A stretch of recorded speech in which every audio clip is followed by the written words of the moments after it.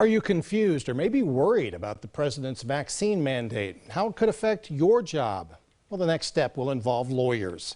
First News reporter Desiree Goslin spoke with one to learn how the mandate could play out.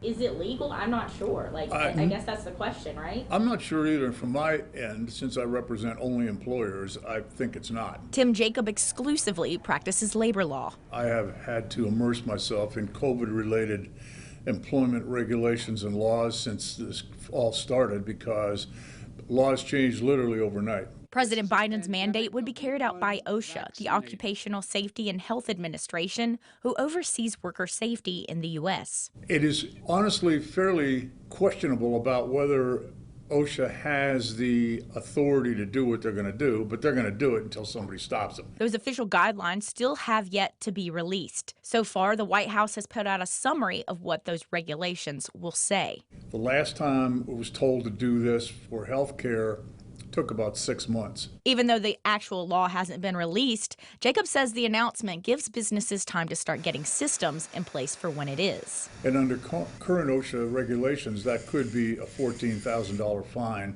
Jacob says that $14,000 could be per citation, meaning per employee. Any litigation against the federal government could take years to resolve, time many companies don't have to fight the law. This is going to be subject to a lot of legal challenges, and they're probably going to be successful.